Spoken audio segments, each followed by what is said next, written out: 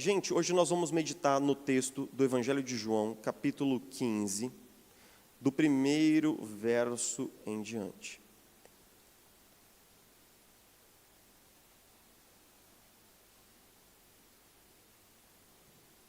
João capítulo 15, do primeiro verso em diante.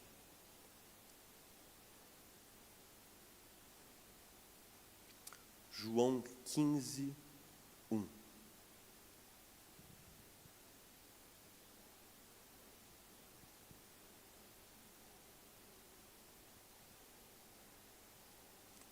João 15, 1 diz assim: Eu sou a videira verdadeira e meu pai é o agricultor.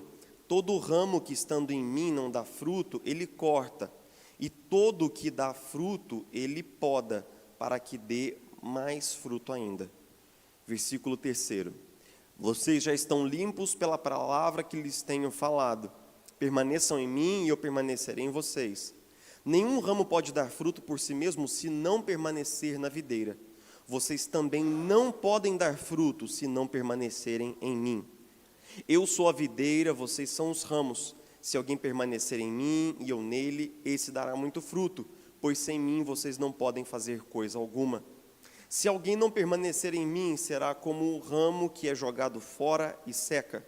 Tais ramos são apanhados, lançados ao fogo e queimados. Se vocês permanecerem em mim e as minhas palavras permanecerem em vocês, pedirão o que quiserem e lhes será concedido. Meu Pai é glorificado pelo fato de vocês darem muito fruto, e assim serão meus discípulos. Ao longo desse ano nós estamos trabalhando o tema, o essencial para uma vida plena. No mês de janeiro nós fizemos uma série, e o desfecho dessa série foi mostrando que, na verdade, nós fomos criados como seres de complexidade. Deus nos criou assim desde o princípio.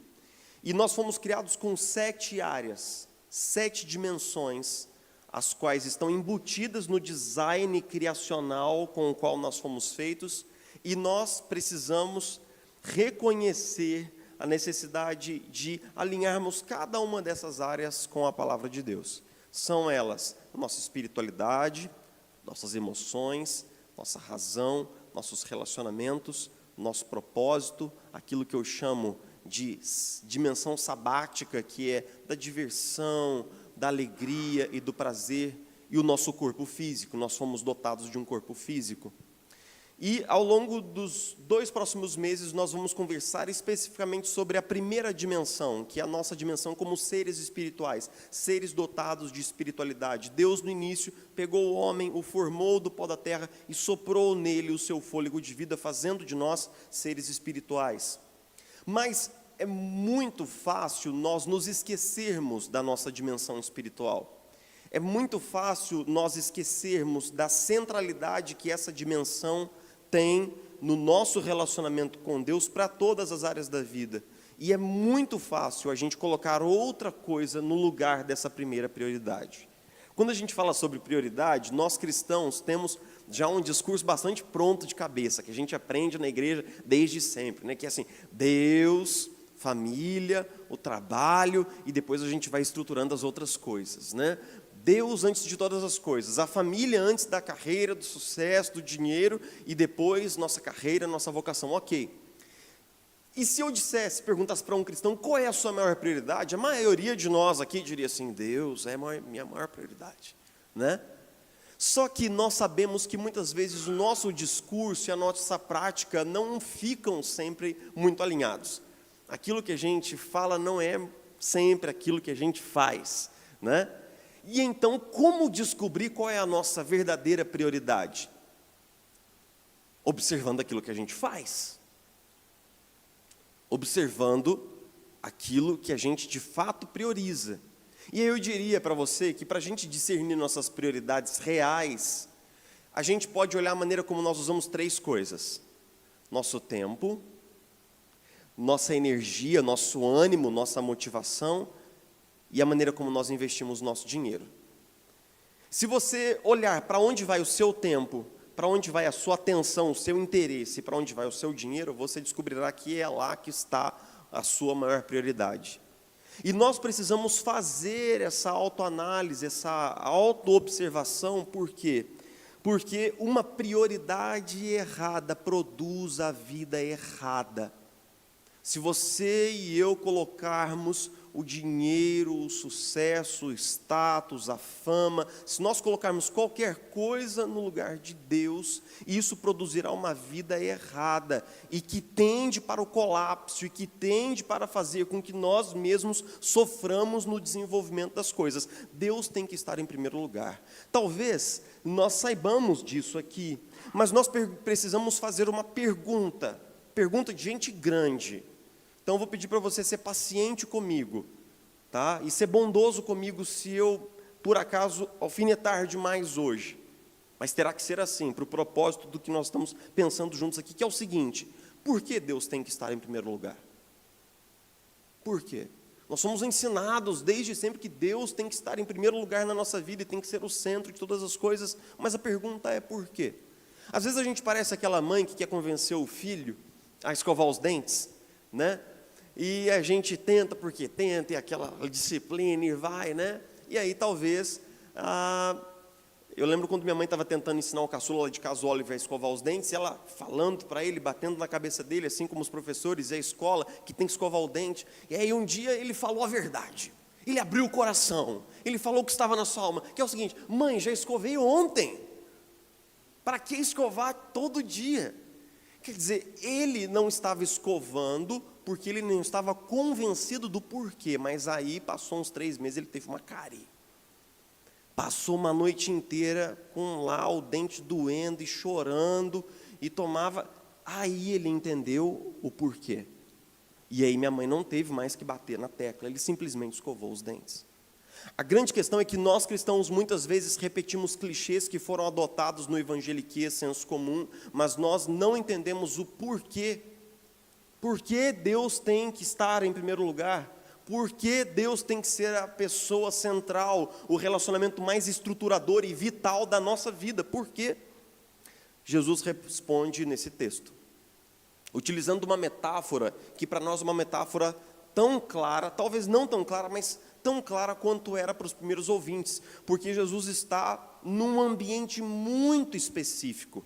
Se você nota, a partir do capítulo 13 até o capítulo 17, nós estamos cobrindo nesses 5 capítulos algumas horas da vida de Jesus. Horas. Porque tudo o que acontece do capítulo 13 até o capítulo 18 está dentro dessa sessão do último encontro, da última refeição, da última ceia de Jesus com os discípulos. Então todo o evangelho ele vem cobrindo assim, digamos, anos da vida de Jesus, mas quando nós chegamos no capítulo 13 até o capítulo 18, João concentra uma grande quantidade do seu material em algumas horas da vida de Jesus. Ele está tendo a última refeição com os seus discípulos. E é lógico que quando você sabe que são as últimas horas com as pessoas que você ama, você e eu não quereríamos perder tempo com coisas desnecessárias. Então tudo que Jesus ensina do capítulo 13 até o 17 é absolutamente crucial para a caminhada dos discípulos. Jesus lava os pés dos discípulos, que é uma narrativa que só João traz, João 13. João 14, ele começa a falar da partida e da dor que isso causará no coração dos discípulos e do papel do Espírito Santo na formação dessa nova comunidade. E no capítulo 15 ele começa dizendo assim: eu sou a videira. Eu sou a videira e vocês são os galhos. Olha só que metáfora poderosa essa. Jesus está dizendo que ele é aquele tronco principal da videira, que nós somos o galho e que Deus, o Pai de Jesus, e o nosso Pai é o fazendeiro, é o agricultor que planta e que maneja, faz o manejo da videira. E então Jesus, utilizando dessa metáfora, ele repete muitas vezes, desde o versículo 1 até o versículo 12, um verbo que é uma ordem, é um imperativo, que é a palavrinha grega meno. Meno quer dizer permanecer. Mas permanecer para nós é um verbo estático. Por exemplo, eu permaneci sentado no cinema durante 3 horas, estava lá sentado. Eu permaneci na fila do banco durante 1 hora, você estava lá, estático. Mas o verbo permanecer aqui dá a ideia de quando você está sendo arrastado por uma enxurrada e você faz força para permanecer no mesmo local. Não é uma permanência passiva, é uma permanência ativa. É fazer força para ficar no mesmo lugar quando forças tentam demover você dali. E por que Jesus está usando esse verbo várias vezes? Ele está dizendo assim: fique em mim, permaneça em mim, esteja em mim, não saia de mim. Porque Jesus sabe que a vida comum, o mundo, o diabo e o pecado tentam nos desconectar dessa relação vital com Jesus. Nós somos empurrados para fora da presença de Jesus constantemente. Então Jesus diz assim: permaneçam em mim, utilizando essa ideia de que o galho tem que permanecer grudado na videira. E aí a justificativa de Jesus é a seguinte: versículo 4, nenhum ramo pode dar fruto por si mesmo, se não permanecer na videira. Vocês também não podem dar fruto, se não permanecerem em mim. E novamente, ele diz, no finalzinho do versículo 5, sem mim vocês não podem fazer coisa alguma. Sem mim vocês não podem fazer coisa alguma. Jesus está utilizando a metáfora da videira para significar ou para clarear para nós que o seguinte: pegue um ramo de uma árvore, pegue um galho, parta esse galho, corte esse galho, agora jogue ele no quintal e espere que ele frutifique. Seria razoável da minha parte arrancar um galho da árvore e esperar que ele continuasse brotando, vicejando, tendo vida, dando flor e dando fruto? Não seria razoável. Na verdade, o que aconteceria é que você e eu descobriríamos que esse galho não tem vida por si só, que uma vez desconectado, ele ficaria jogado lá apenas para fenecer e morrer. O que Jesus está dizendo é que nós precisamos permanecer nele se quisermos frutificar. Jesus diz uma coisa muito, muito, muito contundente. Ele diz assim: sem mim vocês não podem fazer nada. A palavra do grego é dinamis, vocês não têm poder para fazer nada.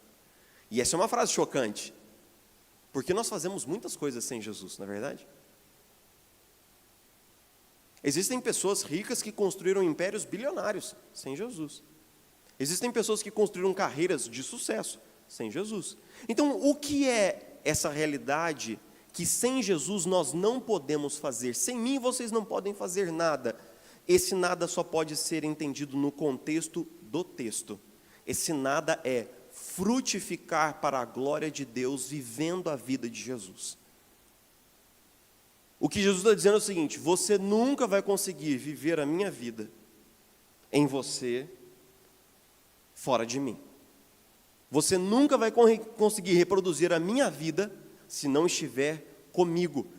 E isso tem muita lógica, porque é claro que nós não conseguimos reproduzir o amor de Jesus se nós não estivermos sendo amados por Jesus. Nós não conseguiremos reproduzir o perdão de Jesus se nós não estivermos sendo tocados constantemente pelo perdão de Jesus. E aquilo que Jesus está dizendo aqui é que uma vida que não é vivida nele pode ser bem-sucedida de muitas perspectivas diferentes, mas não é bem-sucedida no único sentido que importa. Não é uma vida bem-sucedida para Deus, porque não frutifica para Deus.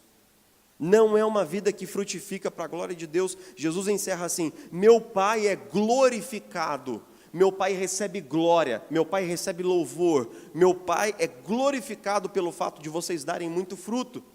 O que Jesus está dizendo é que, para que nós vivamos uma vida que realmente tem sentido, para que nós vivamos uma vida profunda, verdadeira, para que nós vivamos uma vida que é pura, simples e profundamente para a glória de Deus, nós só poderemos fazer isso se estivermos como galhos na videira. Então nós precisamos permanecer em Jesus.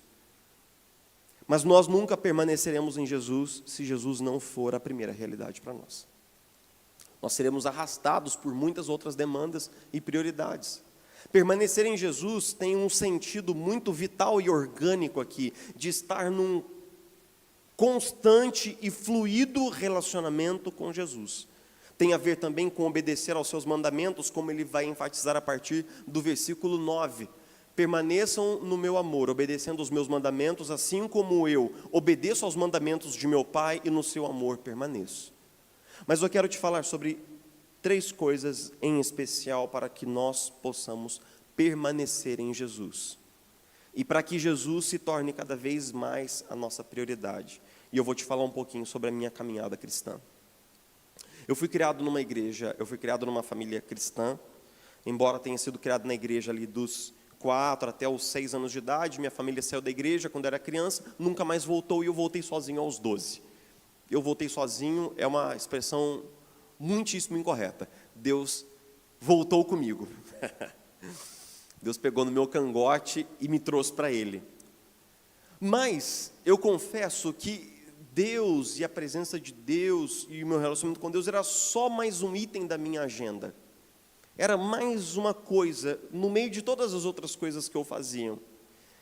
E é engraçado que nós muitas vezes compartimentalizamos a nossa vida assim, como uma pizza fragmentada. Cada fatia é uma fatia individual e separada das outras. Então eu tenho trabalho, eu tenho filhos, minhas finanças, e no domingo eu vou à igreja. Eu vou à igreja e eu volto da igreja. Essa mentalidade de eu entro na igreja e eu saio da igreja. E então é só mais uma fatia. Está lá, tem a sua importância. Mas à medida em que nós vamos caminhando com Jesus, Ele vai ajudando a gente a ver as coisas de um outro jeito. Que é o seguinte, Ele não quer uma fatia. Ele não quer ser uma fatia. Ele quer todas as fatias. Ele quer a pizza inteira. Ele quer estar presente em todas as áreas da minha vida. Ele não quer que eu pense assim, Jesus e o meu trabalho. Não. Ele quer que eu entenda que o meu trabalho é para a glória de Deus e só pode ser feito na companhia de Jesus. Ele não quer que eu pense assim, Jesus e a minha família. Não, Ele quer que eu saiba que a única maneira de eu ser um bom marido para minha esposa é se eu aprender a ser marido com Jesus. E construir a minha família sedimentada, ancorada na presença de Jesus. Mas isso é muito difícil. Isso é muito difícil. Entregar todas as áreas da vida para Jesus é muito difícil. E eu vou te dizer 3 coisas práticas, diárias e cotidianas, que nós precisamos fazer, se Jesus for a primeira prioridade da nossa vida. A primeira coisa é, passe tempo com a palavra de Jesus. Nós nunca seremos bons discípulos de Jesus, se a palavra de Jesus não habitar em nós profundamente. Eu te prometo que Deus, na sua imensa sabedoria, dispôs que o púlpito fosse um instrumento humano e imperfeito, porém eficaz, porque o Espírito Santo de Deus está aqui agora e opera nos corações para nos conduzir continuamente de volta a Cristo. Eu não tenho dúvida disso. Eu sou totalmente imperfeito e eu não tenho mérito nenhum para estar aqui nesse lugar de expositor da palavra de Deus. Confie em mim quando eu digo para você que eu estou lutando tanto quanto você para viver todas as coisas que nós estamos aprendendo aqui hoje. No entanto, pela graça da atuação do Espírito Santo sobre a comunidade, esse instrumento da pregação é o que Deus utilizou para edificar a sua igreja. E ela é eficaz, mas não é suficiente para nos tornar íntegros e maduros em Cristo. O que eu quero dizer para você é o seguinte, ouvir um sermão de domingo e depois no outro domingo, não será o bastante para alimentar você espiritualmente e torná-lo profundo em Cristo. É como fazer uma refeição por semana e esperar estar nutrido. Você não estará. Não estará. A pregação tem o seu lugar, mas Deus, na sua santa palavra, nos comanda e nos chama para que todos nós comamos da palavra. Você e eu precisamos encontrar uma maneira de ter tempo diário com a palavra de Deus. E ao longo desse ano, eu vou repetir isso muitas vezes. Você terá que ser paciente e bondoso comigo, porque eu vou repetir isso muitas vezes. Porque se nós não estivermos ancorados na palavra, não vai dar. Na minha experiência pessoal, recente, nas minhas lutas emocionais, eu redescobri o poder de estar ancorado na palavra para não ser jogado de lá para cá por todo o vento de doutrina, como diz a Escritura em Paulo aos Efésios, capítulo 4 e 5. Nós temos de estar ancorados na palavra. Como eu faço isso? Separe uma porção diária da Escritura, leia, e aplique o seu coração nela. Deixe que ela te leia e ela se aplique no seu coração. Leia a palavra. Quanto tempo você tem? 10 minutos? 10 minutos. Maravilhoso. Que Deus te abençoe. 2 minutos lidos da Escritura. Ah, mas eu não sei por onde começar. Não tem problema, vem conversar comigo. Eu adoro esse papo. Eu adoro. Eu te garanto que eu vou ficar esfuziante de conversar com você sobre o que ler na palavra de Deus. Como ler, o que é um devocional, como fazer, todos os métodos. Eu vou te enviar textos que eu escrevi sobre isso, vou te enviar material, eu vou meio que entulhar o seu WhatsApp de um monte de coisa legal, para a gente discutir nos nossos cafés. Mas passe tempo com a palavra de Jesus. Em segundo lugar, abra o seu coração para Jesus. Aprenda a conversar com Ele das coisas importantes. Nossa vida de oração pode ser regular e absolutamente fria e vazia. Os fariseus oravam todos os dias, e isso não os impediu de crucificar a Jesus. Note que nós temos em nós uma tendência monstruosa de mecanizar o nosso papo diário com Deus. A gente fala as mesmas coisas, e às vezes a gente não fala das coisas que são realmente importantes. Por exemplo, você tem falado com Deus desses sintomas depressivos que você tem sentido? Você tem conversado com Deus desses pensamentos, às vezes esquisitos, sobre morte, desistência e fuga que você tem tido? Você tem falado com Deus desse sentimento de falta de valor pessoal e de se sentir inútil, sem propósito e sem lugar no mundo, que muitas vezes você sente? Aí alguém dirá assim: Jefferson, mas pode ser que eu diga isso para Deus e ofenda a Deus no meu lugar de oração. Ok, o que você sente e o que você pensa está desnudo diante de Deus, todos os dias, 24 horas do dia, 365 dias da semana. Ó Senhor, ainda que a palavra me venha à boca, Tu já a conheces toda. Se eu subo até os altos lugares, o Senhor já está lá esperando por mim. Se eu quero montar a minha cama nas profundezas do abismo, a Tua presença já está lá. O Senhor está antes de mim, o Senhor está depois de mim. E tudo isso é maravilhosamente assombroso. Salmo 139. Deus conhece os pensamentos do seu coração. E aí então virá aquela famosa pergunta: Jefferson, se Deus já conhece tudo, por que nós oramos? E João Calvino, o grande reformador genebrino, responde: nós não oramos para que Deus saiba, nós oramos para que nós saibamos que Deus saiba. Você não ora para informar a Deus, Deus já está informado de todas as coisas. Você e eu oramos para que Ele possa dizer para mim assim no lugar de oração: eu sei, filho, eu sei, e eu estou com você. E eu te prometo que se você ouvir da boca do Pai: eu sei, filho, e eu estou com você, isso será mais do que o suficiente, isso será o bastante, para mim e para você. Então, passar tempo com a palavra de Jesus. 2, aprender a abrir o nosso coração para Jesus. 3, passar tempo com o povo de Jesus. Eu tenho pregado sobre isso nos últimos 5 anos, e eu me sinto muito esquisito falando isso do púlpito, falando da necessidade de estarmos congregados, porque isso parece tão óbvio, isso parece tão claro, isso parece tão imediatamente acessível ao meu intelecto, que eu sinto dificuldade de que alguém tenha que falar sobre isso, mas a verdade é que nós temos que falar sobre isso.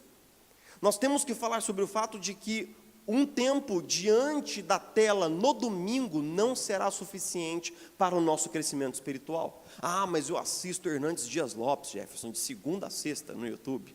Eu já assisti todas as palestras do Augustus Nicodemos. Ótimo, continue fazendo isso. Mas nós nunca conseguiremos experimentar toda a bênção que Deus promete se nós não estivermos reunidos em comunidade. O que diz o Salmo 133? Assim como o óleo que desce sobre a barba de Arão, assim como o orvalho que abençoa o irmão, Deus abençoa o seu povo, sua bênção está ali. O que Jesus diz aos apóstolos: quando 2 ou 3 estiverem reunidos no meu nome, estarei ali no meio deles. Jesus promete uma bênção especial para nós quando nós estamos reunidos em comunidade. Então venha para a comunidade. Isso dá muito trabalho, vestir os filhos, toda aquela fricção do domingo. Mas eu te convido a fazer esse investimento e eu te garanto que será um investimento muito bem retornado no futuro. Crie o seu filho na congregação e ele, muito provavelmente, na idade adulta, manterá esse hábito e isso fará bem para o casamento dele, para a vida dele, para as emoções dele, para tudo que diz respeito a ele. Eu tenho visto que muitas crianças que não foram criados na igreja, eles têm muita dificuldade na vida adulta de firmar na vida comunitária. E isso é um problema, porque agora nós temos um tipo de cristão no Brasil que não havia 10 ou 20 anos atrás, que ele se confessa cristão, seja ele católico ou protestante, mas não é que ele vai pouco à igreja, ele não vai. O desigrejado é um bicho muito engraçado, né? Porque ele tem a mesma confissão de fé que nós, e nós vamos concordando em tudo. Mas quando Jesus fala sobre a importância da comunidade, da igreja, ele fecha os ouvidos e rasga as páginas da Bíblia. Porque isso ele não quer ouvir, ele não quer aceitar. Mas eu estou aqui para reiterar o seguinte. A partir do versículo 12, Jesus diz assim: permaneçam no meu mandamento, assim como eu permaneço no amor do meu Pai, obedecendo aos seus mandamentos. Versículo 12, e o meu mandamento é este, que vocês amem uns aos outros como eu vos amei. A palavra que Jesus usa ali, para esse amor uns aos outros, é ágape, que é o mesmo amor com o qual Deus nos ama. E basicamente o que Jesus está dizendo é o seguinte: para você experimentar essa vida contínua, esse meno, essa permanência em mim, você terá que permanecer com os outros discípulos de Jesus, porque você não é o único galho da videira. Quando você está conectado a Jesus, você é um galho, eu sou outro, e bem-vindo, nós estamos na mesma videira, nós somos parte da mesma unidade vital, nós estamos ligados uns aos outros, porque estamos ligados a Jesus. E essa conexão vertical que nós temos com Deus, ela se transforma numa comunhão horizontal também. Sim, a igreja pode ser um lugar muito difícil. Muito difícil. Muito difícil. Nós vemos muitas coisas sujas e feias no contexto da igreja. Sim. A igreja pode se tornar um lugar ameaçador para a nossa saúde emocional. Sim. Existem pessoas no âmbito da igreja que parecem muito mais com o joio do que com o trigo. Sim. Sim. Eu estou ouvindo todos os seus pensamentos e eu acompanho todos eles. A minha experiência pessoal, se eu tivesse tempo para contar, é de ver a minha família ter sido atropelada e destroçada por uma instituição eclesiástica. E, no entanto, eu não consigo imaginar outra maneira mais bonita de dedicar a minha vida senão a vocês, a igreja. Então, em última instância, vamos fazer um resumão. Por que é que Deus tem que ser o primeiro lugar? Porque a não ser que Deus esteja em primeiro lugar e nós permaneçamos em Jesus, nós nunca conseguiremos viver a vida de Jesus. E como permanecer em Jesus? Passando o tempo com a palavra de Jesus, abrindo o coração para Jesus e passando tempo com o povo de Jesus. Isso forma um tripé sobre o qual a nossa espiritualidade se apoia, se firma, prospera e avança. Sobretudo porque, por meio desse tripé, nós podemos permanecer em Jesus. Nós podemos manter constância na nossa vida e na nossa caminhada com Jesus. E eu quero fechar dizendo o seguinte: por que Jesus tem que ser o primeiro lugar? Um último motivo pelo qual eu consigo imaginar é o seguinte: Jesus tinha absolutamente tudo o que alguém pode querer na sua existência eterna junto do Pai, conforme João nos escreve no seu Evangelho, no capítulo 1. E o Verbo, Jesus, estava com Deus, o Verbo era Deus. Então Jesus, na sua existência eterna, ele tinha tudo: a companhia do Pai, a intimidade do Pai, seu status, sua glória, ele tinha absolutamente tudo.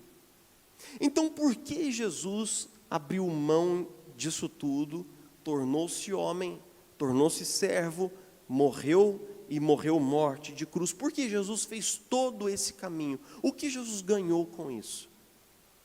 A única coisa que Jesus não tinha e que ele conquistou na cruz, e por isso ele fez todo esse caminho, a única coisa foi a você e a mim. A única coisa.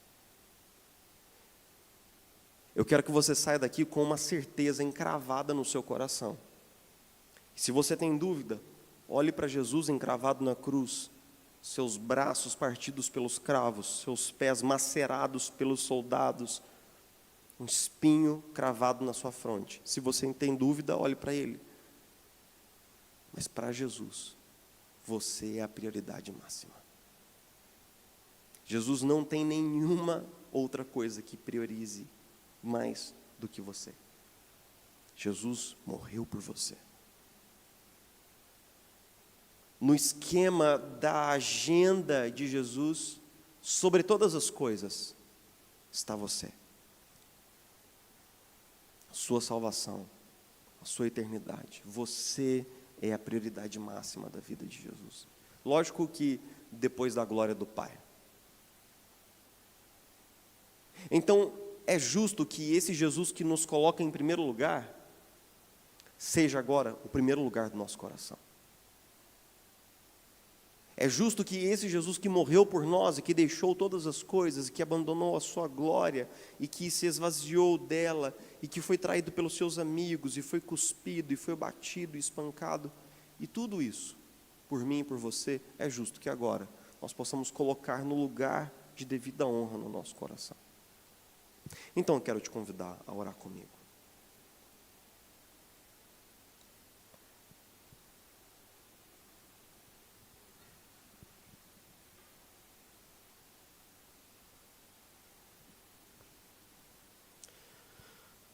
Jesus, nós estamos aqui, unidos como comunidade, como o Senhor nos ensinou e como o Senhor nos comandou. É obediência à Tua palavra.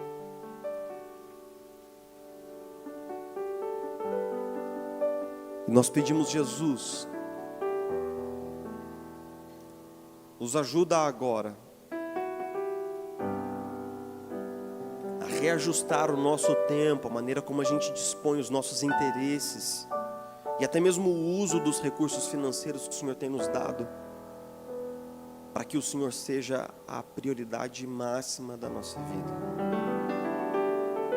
E nós sabemos, Jesus, que investindo no nosso relacionamento com o Senhor, nós estamos investindo também no nosso casamento, na vida dos nossos filhos, na nossa comunidade, porque sem você, Jesus, nós nunca conseguiremos viver a vida que fomos criados para viver.